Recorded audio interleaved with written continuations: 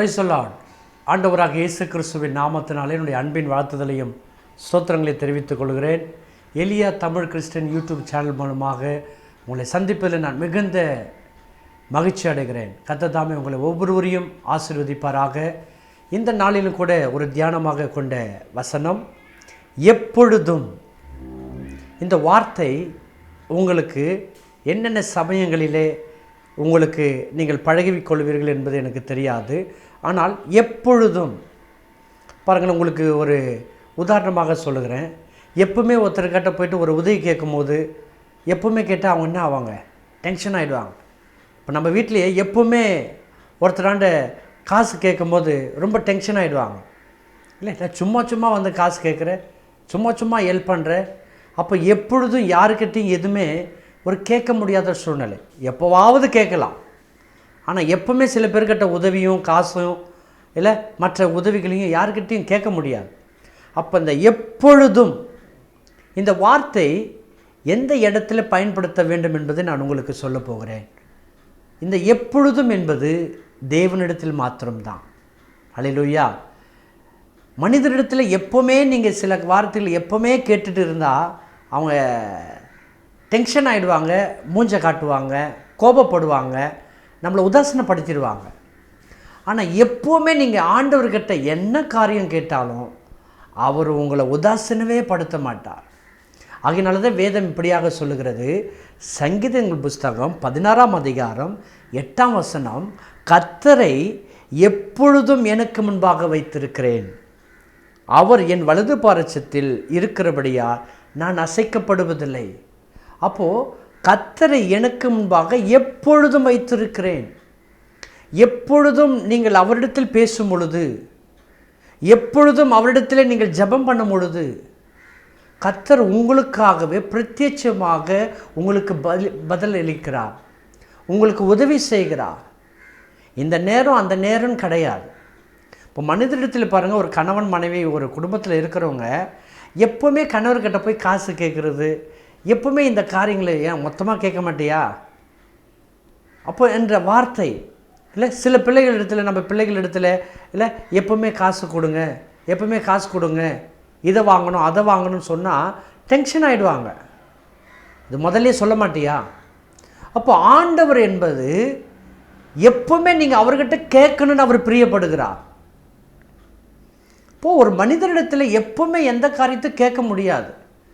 ஐயோ, இப்போ தானே இந்த உதவி கேட்டோம், திரும்ப அந்த உதவி போய் அவங்கள என்ன கேட்கலாமா, இல்லை கேட்டால் என்ன தப்பாக நினச்சிவாங்களோ, அப்படி தான் நம்ம மனிதர்களை பார்க்க முடியும். ஆனால் தேவனிடத்தில் நீங்கள் எப்போவுமே கேட்கலாம், எந்த நேரத்திலையும் கேட்கலாம். ஆகினாலே எப்பொழுதும் கர்த்தரை எனக்கு முன்பாக வைத்திருக்கிறேன் என்று தாவீது சொல்லுகிறார்.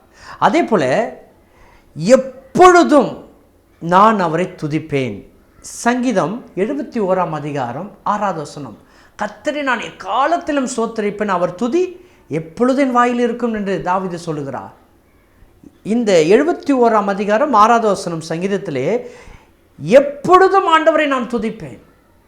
எப்பொழுதுமே துதிக்கிறதுக்கு ஒரு டைமே கிடையாதுங்க. நீங்கள் வண்டியில் போகும்போது துதிக்கலாம், இல்லை சமையல் பண்ணும்போது துதிக்கலாம், வேலைக்கு போகும்போது துதிக்கலாம், படுக்கும் போது, எழுந்திருக்கும் போது, உட்காரும் போது, ஆண்டவரை எப்பவுமே நீங்கள் துதிச்சு பாருங்களேன், அது உங்களுக்கு ஒரு ஆசீர்வாதமாகவே அமையும். அதே போல் 119ஆம் சங்கீதம் 44ஆம் வசனம் சொல்லுகிறது, எப்பொழுதும் நான் வேதத்தை காத்துக்கொள்வேன். அப்படின்னா வேதத்தை நீங்கள் நேசிக்கணும்.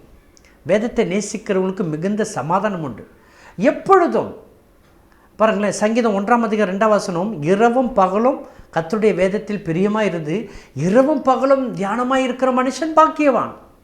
அப்போ பாருங்களேன், வேதத்தை நீங்கள் எப்பொழுதுமே வாசிங்களேன். நேரம் காலமே ஆண்டவருக்கு கிடையாதுங்க. ஆண்டவரை துதிக்கிறதுல, பாடுறதில்ல, ஜெபிக்கிறதுல நேரங்காலமே கிடையாது. எப்பொழுதும் வேதத்தை நீங்கள் தியானிச்சுக்கிட்டே இருக்கலாம். அதே போல் 28ஆம் நீதிமொழிகள் 28:14ஆம் வசனம் சொல்லுகிறது, எப்பொழுதும் கர்த்தருக்கு பயந்திருக்கிறவன் பாக்கியவான். நம்ம தப்பு செய்யும் போது, தவறு செய்யும் போது ஆண்டவர் நம்மளை பார்த்து கொண்டே இருக்கிறார்.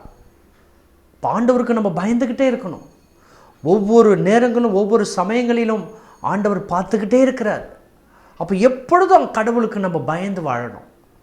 இன்றைக்கி பயப்படாதவர்கள் அவங்க நினைக்கவே மாட்டாங்க, கர்த்தரை நினைக்கவே மாட்டாங்க. நம்ம எது செஞ்சாலும் கர்த்தர் ஒன்றும் சொல்ல மாட்டார், அவர் எதுவும் பண்ண மாட்டார் அப்படின்னு சில பேர் வாழ்ந்துட்டு இருக்கிறாங்க. ஆனால் எப்பொழுதும் கர்த்தருக்கு நீங்கள் பயப்படுகிறவர்களாக மாற வேண்டும். கடைசியாக ஒன்று சொல்லுகிறேன், எப்பொழுதும் ஜெபிக்கிறவங்களா நீ மாறணும். லூக்கா 18:1 இல்லை, எப்பொழுது ஜெபம் பண்ண வேண்டும் என்று ஆண்டவர் நமக்கு சொல்லி கொடுத்துருக்கிறார். சோதனைகள் வரும், போராட்டங்கள் வரும், தடைகள் எல்லாம் வரும். நீங்கள் சபைக்கு போகும்போது தான் தடை வரும், ஜெபிக்கணும்னு தோணும் போது தான் தூக்கம் வரும், பைபிளை படிக்கணும்னு நினைப்பீங்க இல்லை, அப்போ தான் கண்ணு சொக்கும், ஜெபிக்கலாம் இன்றைக்கி நினைப்பீங்க, அப்போ தான் ஃப்ரெண்ட்ஸு வருவாங்க, சொந்தக்காரங்க வந்துடுவாங்க, தடையே அந்த இடத்துல தான் வரும். ஆனால் நேரங்காலம் இல்லாமல் நீங்கள் எப்பொழுது ஜெபம் பண்ண கற்றுக்கொள்ளுங்கள். எப்பொழுது கர்த்தர் உங்களுக்கு முன்பாக வைங்க. மனிதரிடத்தில் எப்போவுமே எந்த காரியத்தையும் நம்ம கேட்க முடியாதுல்ல. நம்ம பெற்றெடுத்த பிள்ளைகள் இடத்துலையோ இல்லை கூட பிறந்த சகோதர இடத்துல எப்போவுமே போய் நிற்க முடியாதுல்ல. ஒரு கணவர்கிட்ட போய் நிற்கனா கூட, இருடா நேற்றுக்கு தாண்டா கேட்டேன், அவர் தருவாரா தரமாட்டாரா தெரியல, இல்லை பயப்படுறோம். இல்லை மனைவி கிட்ட கேட்குறது கூட பயப்படுறோம், எப்போவுமே அவங்ககிட்ட கேட்க முடியுமா? ஆனால் ஆண்டவராகிய இயேசு கிறிஸ்துவிடத்தில் எப்போவுமே நீங்கள் கேட்கணும் தான் அவர் வாஞ்சியாக இருக்கிறார். மனிதர்கள் துக்கப்படுவார்கள், நம்மளை வேதனைப்படுத்துவார்கள். ஆனால் ஆண்டவர்கிட்ட நீங்கள் எப்போவுமே போய் நிற்கலாங்க. எந்த சமயத்திலையும் எந்த நேரத்திலையும் ஆண்டவர்கிட்ட போய் நீங்கள் நிற்கலாம். ஆபத்திலே என்னை நோக்கி கூப்பிடு, நான் உன்னை விடுவிப்பேன், நீ என்னை மகிமைப்படுத்துவாய். எந்த சமயத்திலும் நீங்கள் ஆண்டவர்கிட்ட கேட்கலாம். எந்த சமயத்திலும் எந்த நேரத்திலையும் ஆண்டவர்கிட்ட ஜெபிக்கப்படும் பொழுது ஆண்டவர் உங்களுக்கு இறங்கி செய்கிற தேவனாக இருக்கிறார். அல்லேலூயா. எந்த சூழ்நிலையிலும் ஆண்டவர் உங்களை கைவிடவே மாட்டார். எனக்கு பிரியமான தெய்வ பிள்ளைகளே, எப்பொழுதும் என்பது உங்கள் வாழ்க்கையில் ஆண்டவரை மாத்திரம் நினையுங்கள். அவர் தான் எப்பவுமே உங்களை குறை சொல்ல மாட்டார், உங்களை நிந்திக்க மாட்டார், உங்களை அவமானப்படுத்த மாட்டார், உங்களை டிஸ்கரேஜ் பண்ணவே மாட்டாருங்க, உங்களை உதாசனப்படுத்தவே மாட்டார். இல்லை போயிட்டு நாளைக்கு வாங்கன்னு சொல்லவே மாட்டார். இல்லை உன் ஜெபத்தை இப்போ கேட்க மாட்டேன், டைம் இருக்கும்போது கேட்குறேன்னு சொல்லவே மாட்டார். நீங்கள் எப்போ கூப்பிட்டாலும் அந்த டைமில் வருவா. எந்த சமயத்தில் கூப்பிட்டாலும் அந்த சமயத்தில் உங்களுக்கு வருவா. எந்த காரியத்துக்கு வேணாலும் நீங்கள் கேட்கலாம். வேலை விஷயமாவா, குடும்ப விஷயமாவா, பண விஷயமாவா, இல்லை குடும்பத்தில் சமாதானம் வேணுமா, இல்லை உங்கள் பிஸ்னஸில் ஆசீர்வதிக்கப்படணுமா, எந்த சூழ்நிலையும் எந்த நேரத்திலையும் அந்த பரலோகத்தின் தேவனை நோக்கி நீங்கள் கூப்பிடும் பொழுது ஆண்டவர் உங்களுக்கு இறங்கி செய்கிற தேவனாக இருக்கிறார். உங்களுக்காக எப்பொழுதும் காத்து கொண்டு இருக்கிறார். அல்லேலூயா. இதை கேட்டுக்கொண்டிருக்கிற தேவ பிள்ளைகளே, கர்த்தர் உங்களோடு கூட இன்றைக்கு பேசி கொண்டிருக்கிறார். மனிதர்கள் உதாசீனப்படுத்துகிற இந்த காலத்திலே தேவன் உங்களை ஏற்றுக்கொள்ளுகிற தேவனாய் எப்பொழுதும் உங்களுக்கு முன்பாக அவரை நிறுத்துங்கள். உங்களது வலது பரிசத்தில் அவர் நிற்கிறார். நீங்கள் அசைக்கப்படுவதில்லை. உங்களுக்கு ரைட் ஹேண்ட் அவர் தான். இல்லை ஒரு சிஎம்முக்கு ரைட் ஹேண்டாக இருந்தால் எவ்வளோ அதிகாரம்ல, அதே போல் உங்களுக்கு ரைட் ஹேண்ட் ஆண்டவர் இருக்கிறார். எல்லா காரியங்களும் உங்களுக்காக செய்து முடிப்பார். நிச்சயம் எப்பொழுதும் உங்கள் கண்ணுக்கு முன்னாடி அவரை நிறுத்துங்கள். ஆமென். உங்களுக்காக நான் ஜெபிக்க விரும்புகிறேன். எங்களை நேசிக்கும் பரலோகத்தின் பிதாவே, இதை பார்த்து கொண்டிருக்கிற கேட்டுக்கொண்டிருக்கிற அருமையான சகோதர சகோதரிக்கு நான் ஜெபிக்கிறேன். கர்த்தரை எப்பொழுதும் எனக்கு முன்பாக வைத்திருக்கிறேன். அவர் என் வலது பாரிசத்தில் இருக்கிறார். நான் அசைக்கப்படுவதில்லை. உங்களுடைய பிள்ளைகள் அசைக்கப்படாதபடிக்கு நீங்கள் எப்பொழுதும் அவருடைய கூப்பிடுதலுக்கு உங்களுடைய செவிகள் திறந்தவைகள். ஆண்டவரே, அவர்கள் கூப்பிடும் பொழுது நீர் அவர்களை பார்த்து கொண்டு இருக்கிறீரப்பா. அவளை நீர் ஆசீர்வதியும் ஆசீர்வதியும் ஆசீர்வதியும் கிருபையாய் நடத்தும். இயேசு கிறிஸ்துவின் நாமத்தில் பிதாவே. ஆமென். ஆமென். God bless you. எனக்கு பிரியமான தெய்வ பிள்ளைகளே, கர்த்தர் தாமே உங்களை ஆசீர்வதிப்பார். இந்த செய்தி உங்களுக்கு பிரயோஜனமாக இருந்தால் மற்றவங்களுக்கு ஷேர் பண்ணுங்கள். இதுதான் உங்களுக்கு மிகப்பெரிய ஒரு ஆசீர்வாதம்.